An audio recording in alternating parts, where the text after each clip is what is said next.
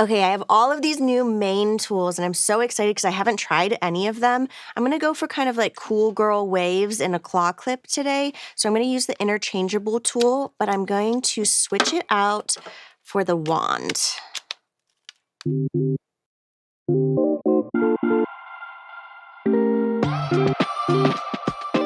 So I'm going to be wrapping my hair in a ponytail and a claw clip, so there's no need to add waves all the way around. I'm just going to focus on the lower parts of my hair and maybe a few pieces in the front. So this is definitely not about perfection. Like I said, it's going to be up, it's going to be messy, very like cool girl undone. So don't get too fussed about how you're doing it.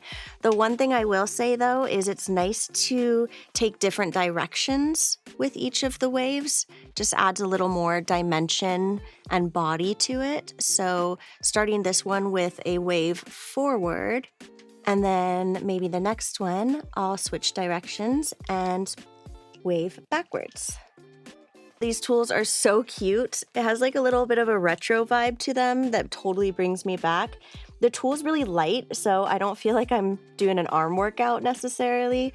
And I really love the width of this wand for the style that we're doing because it's more undone. I love that the tool comes with an option for a clamp if you want to curl your hair with a clamp, whereas this one's more of just a wand and you can kind of hold it. It gives you more versatility for sure. And then this one I'm going to pop outwards. I like the two pieces in the front to go outwards because it kind of opens up your face so that you can see more. It's like the curtains to the stage, which is your face, if you feel me. I have a little bit of texture spray in my hair right now, so it's kind of helping create that grit that holds the curl. If you feel like your hair's slipping and not really holding, you can always add a little spritz of hairspray as you move throughout, but for this look, we don't need a ton of curl, so I'm just gonna leave it as is. Okay, so now that we got some waves in there, we can go ahead and just tie it up in a ponytail. This is the best way to use a claw clip because it just keeps everything in place. It's gonna last throughout the day without having to redo it. So like I said, I'm gonna leave these front pieces down. I want kind of like a little messy look in the front. And I'll sweep the rest of my hair back. So I would say the pony can be just above the nape of the neck. It doesn't need to be too high because you wanna leave room for the clip.